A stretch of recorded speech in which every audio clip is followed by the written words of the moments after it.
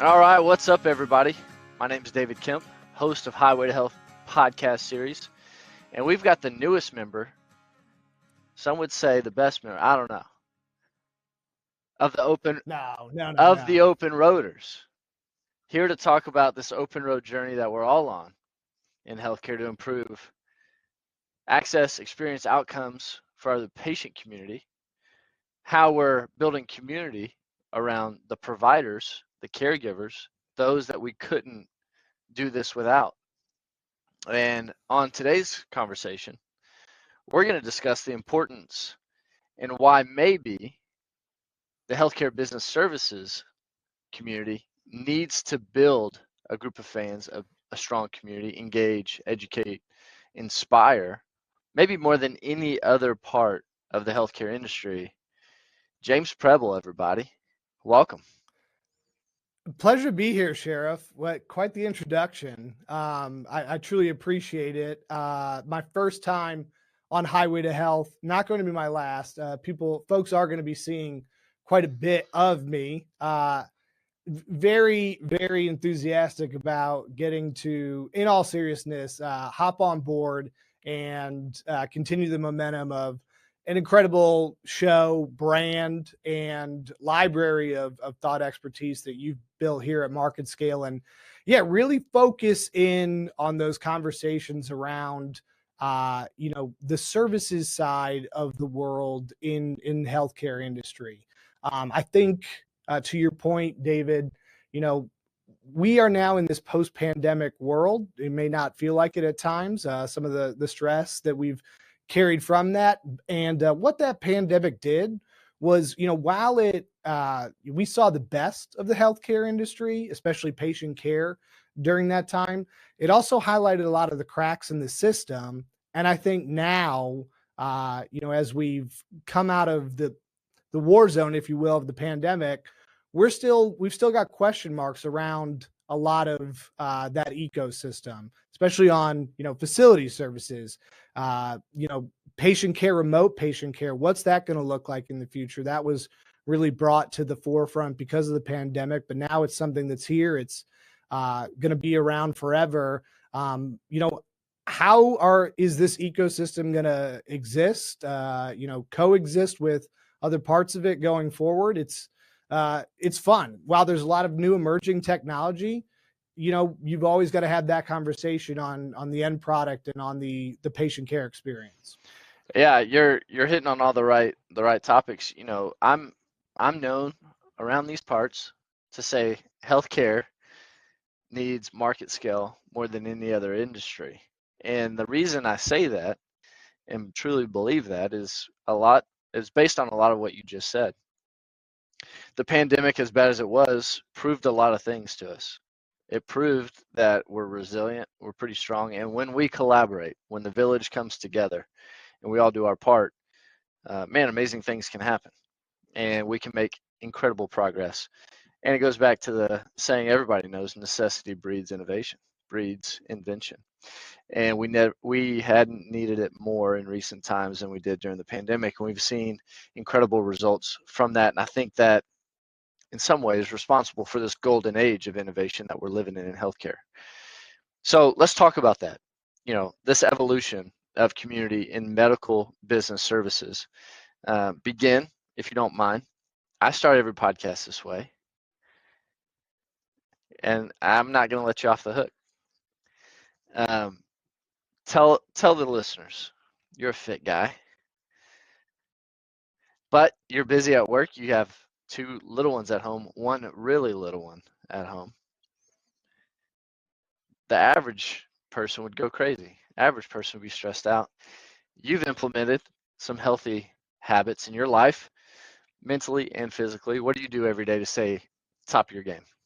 I think I have found, in all seriousness, with being a parent, and I know that you will, empathize with this. We tend to, you and I, as fathers at work, we can put it all on ourselves every once in a while. My wife's the same. I know Megan is the same. the importance of winding down, establishing a routine. I like to call it striving for being boring, striving for being predictable, has helped a lot. And not just your kid's bedtime, but your own. Going into that with, hey, at this point, whatever that may be, I've got this habit, reading a book, praying, meditating, whatever helps you sort of close the chapter on that day so that you can best get ready for a new one, and appreciate what that day brought, what you learned, and get excited for the next one has been massive, because rest doesn't come easy with a beautiful little 2-month old, although she sleeps really well through the night. So maintaining that regularity during this exciting but obviously changing time where we're in zone coverage now, it has been huge. And health begins with yourself before it goes into and the decisions you make before it goes into any technology, any healthcare system, any healthcare practitioner, the actual caregiver. Starts with yourself and the decision you make. So that's been massive for me. Yeah, we all have our own responsibility, and the choices we make, the behaviors that we build, are our responsibility, and we have to take care of that. I appreciate you sharing it. So let's talk about business. I'm known around here to say healthcare needs us more, needs MarketScale more than any other industry. I truly believe that. I'm convicted with that because MarketScale is here to help build and engage communities. And healthcare changes, it evolves all the time. You could argue that within healthcare, the healthcare business services subvertical needs community, needs to build community more than the rest. And you're the expert here. So I'd like to get your opinion. Share with me this evolution that we've all been a part of, especially in the wake of these global health challenges. Talk about the shift from traditional patient provider dynamics to more of this integrated community focused model that we hear so much about at every trade show, on every Zoom conversation. We're hearing it. Talk about that evolution in the wake of what we've experienced recently. I think coming out of the pandemic, because what was happening within the traditional environment that healthcare exists in, which is, at a clinic or within a hospital or an ER, those services were maxed out, obviously, treating, the pandemic and COVID and immediate need patients there. That didn't mean that any other healthcare issues stopped, right? During the pandemic, they were existing. And because of the remote nature of not wanting to be within that traditional health environment because of risk or whatever, technology really grew up fast in that moment, whether it was remote patient care or communication between healthcare providers that was facilitated online, even at something as direct as pharmaceutical delivery. All of that sped up and was way more rapidly adopted than as many things were than if the pandemic hadn't have happened, right? And now coming out of that, we're stress testing, are these things the way it ought to be going forward? And I think for every single party, they've got different concerns. If you're the actual caregiver, the doctors and the nurses, you're stressed out about more adoption and understanding another software or tool or protocol that you've got to be aware of within all of the regulations that exist in healthcare in order to exist in this new environment. If you're the patient yourself, you're saying, I want to talk to my doctor. I want to make sure that I still have that relationship. That's in society, especially here in the States, it's a sacred thing, that bond of trust. Is that data secure?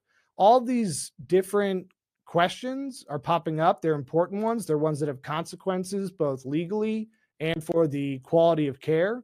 And it's difficult to have that conversation without, building that community and that initial trust first and foremost. Here's why we're doing this. It's a solution that we presented. Yes, I know you're going to initially hear that and think just another thing I need to learn, another thing I need to become an expert in. But here's why we need to present it. Here's why it has to have widespread adoption. Here's the end goal and what we're looking to achieve within this.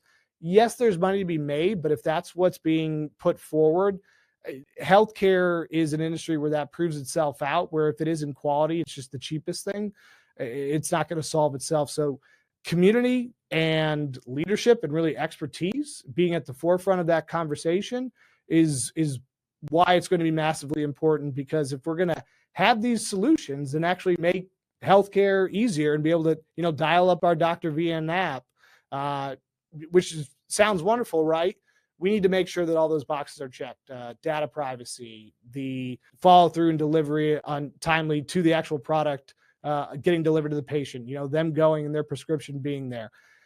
It sounds small, but if that prescription for someone who's suffering from a debilitating disease or, needs that prescription and it's not there on time where it was traditionally through the old methodology, obviously that's not a margin of error that you can have. It's more than just getting something that you need to make you comfortable on time. To build off that, I think providers, caregivers, practitioners are starting to learn and realize that what's gotten us here won't get us where we need to be. Traditionally we've relied on the staple technologies platforms that help us code, that help us bill, that help us collect. But what we're realizing, I think collectively, is there's a whole nother engagement layer that has to be implemented with the provider and the patient and build that relationship of trust and coordination. But that's not something typically, because it was transactional in the past. I'm going to come in and receive this service. You're going to the fees are going to be based on those services. And then we're going to, I'll see you next time I'm sick. I'll see you next time I'm hurt. The way healthcare has transitioned, not only the expectations of the patient, but also the way providers are being reimbursed and incentivized, there's much more collaboration. There's much more coordination that's required. So the platforms are needed, but also an evolution in our relationships have to change, which begs the question, around the technology issue. Explore with me a little bit about, what in terms of, digital platforms, telehealth, social media, fostering community between that patient and provider relationship, and discuss how these technologies might be enabling, these medical practices, these businesses to connect more efficiently. Efficiency is the key word there, right? Because I think that the actual healthcare practitioners want to get back to being doctors, being nurses, interacting with the patients. So if you are rolling out a solution, whether it's in revenue cycle management or in data security or in whatever it may be technology wise, I think making sure that all of those wires in the internet are getting connected so that healthcare practitioners are not spending more time becoming software engineers or system engineers is what's going to be so massively important. You can't do that without collaborating outside of your organization and across, different healthcare providers, people that would normally be, and I don't like the word because it's healthcare, but would normally be competitors. That efficiency is going to be ultra important, and it can't be achieved without communicating with people who don't provide the service that you provide. You've got to be out there having those conversations so it works. Yeah, and realizing that you're the expert in your space, you may need to depend and collaborate on experts that live outside of that realm and can help, provide a platform for you to succeed more efficiently. I talked to a guy earlier today, CEO of Papa Health, and he's looking to engage and improve the quality of life for an older demographic. And when I asked him how the engagement on his platform from the patient is incredible, and when I asked him how he was able to achieve that, he said, well, technology's gotten to a place now where you don't have to have complex portals and you don't have to that was the barrier, right? Especially with the older demographic, was I've got to learn something new. Wait a minute, I don't have time for that, and I'm not interested in it.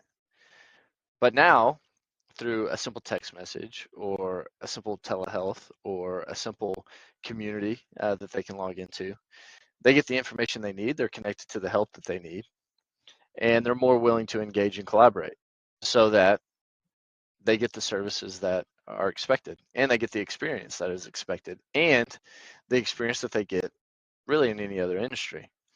And so that collaboration, I think, is only achieved when you're meeting the patient or whatever community. You're meeting them where they are and not asking them or placing a larger burden on them to adopt and understand a new foreign technology. And I've been inspired by some of the work that some of these companies are doing to make it easier to improve health literacy, health equity, by meeting that community where they currently are, not asking them to cross some sort of threshold that prevents a that presents a barrier. I'm gonna ask you to take a big step back. We here in DFW, we're living in kind of this healthcare hub, this innovation hub, where you're seeing biotech, you're seeing pharma, you're seeing med device, you're seeing some of the most innovative companies um, in all of healthcare call DFW their home. We were at an event last night where these incredible companies are blossoming, and through partnerships with universities and partnerships with research firms, and they're all coming together to present some really advanced leading edge technologies. And how important, when you think about that, you need space, you need money, funding, you need people, and then you need collaboration. Talk about how last night's event and this environment that we're in here in DFW has only proven that when this collaboration happens, when community is built, amazing things can be achieved. Yeah, it was a perfect illustration of it. You saw large giants of their industry, from retail development, building management, financing, even, as well as private enterprises and foundations. And then our intrepid universities that we have here in DFW, from UTD to SMU. Those are the ones I'll shout out name by name because they deserve it the most. You saw education, money, private partnerships all coming together, not only to elevate the life sciences and biotech environment here as a hub in North Texas, but also commerce in general. This is an important part of the commercial ecosystem of DFWs, having new businesses think that they can begin and then grow and then thrive and eventually become stable in your neck of the woods where you and I live. I was filled with a ton of pride having those conversations, having lived in Dallas for nearly a decade now. It was really, really fun to see. These are not necessarily organizations that you would hear about what they're doing and say, that's happening in North Texas, that's happening in DFW. You'd probably think Silicon Valley. You'd probably think maybe New York City, Research Triangle for sure, Boston for sure. But having those conversations in Dallas was awesome. Filled me with a lot of pride. And it's really cool to see both the innovation, the actual science, Yeah. really smart people who you and I were kind of blown away from, in the lab, making literal breakthroughs in medical technology and in pharmaceutical technology, and then the economic fostering of those initial discoveries into something that can be brought into people's lives. It's awesome to see. Yeah. And illustrated how important relying on all those different components that make a literal community, a city up, are necessary in order to make that happen. Yeah, I thought one of the coolest parts of it was, when the founders, CEOs, or another chief executive would get up there and say, hey, this is what I'm really good at, and this is what I've learned, this is what I've developed, but I need some help. I need some help in these areas. And there's people in that room that are taking pictures of the slide and taking pictures of the business card saying, I might be able to help. I might be able to step in. I might be able to collaborate. I can fill a void and meet the need so that these awesome technologies, these awesome services, these awesome platforms can be scaled and made widely available. And that's when true innovation only happens. True innovation only happens when that innovation becomes available and accessible and adopted by the masses, by a large population demographic. And that's where community started to pay off last night. And even cooler, not just maybe I can help, but maybe I know someone that can help, or I think I know someone that can help. I know someone that you need to talk to. I know someone who is doing research that is adjacent to this or complementary to this that you need to speak to. That was really cool as well. Offering up there, you saw communities literally building into larger communities, becoming connected. It was a great time and a great event. Shout out to BioNTX for allowing David and I to join last night. Yeah, absolutely. It's great. It's a great part of, this fabric that has become a healthcare hub in DFW, BioNTX. Last thing I'll say is about that event is, honest transparency, of these companies to say I need help, and you know, that's not as common as it needs to be. In a lot of ways, we've worked in these silos. Why does healthcare business services need community more, maybe, than any other part of healthcare? It's so often the unsung part of its sub industries, right? So you think about facility management. We heard just constant stories about how stressed QSRs or retailers or manufacturing plants were because of labor shortages coming out of the pandemic, or the transference of people who were working in a manufacturing role coming into a retail role because of pay shifts and need. And yet not as many news stories about that stress that was being placed within the healthcare industry, where it's ultra important, right? Because you can't actually get care, not because there's not enough doctors or nurses, which actually may be an issue that we're looking down the pipeline on, but because they didn't have the folks in there to keep the lights on in the hospital, literally the janitorial services or the HVAC services. The commercial industries kind of steal the spotlight, and emerging technologies in the subvertical of healthcare, facilities management or business services, they don't get to make that news until there's a crisis on our hands. And I think that is what these emerging companies and cool new technologies and solutions need to really take pride in themselves on. What they're doing is, hey, I'm going to make my own news, and we're going to make news because there's not going to be a crisis. That's going to be the cool story that I think is happening. And we're going to have this opportunity in this post-pandemic environment that we live in to make healthcare in general and the patient experience better holistically inside the hospital, inside the healthcare facility, in remote patient care, because of the lessons we've learned. And I'll make my own news about that. We're going to make good news and headlines that way rather than the opposite. James Preble, everybody, newest member of the Open Roaders, Highway to Health host. And can't wait to see, just really excited to become a huge fan of what you create and the education, engagement, inspiration that you provide for the industry. Thanks for all you do. Sheriff, it was a pleasure. Hook 'em horns. We'll see you all soon.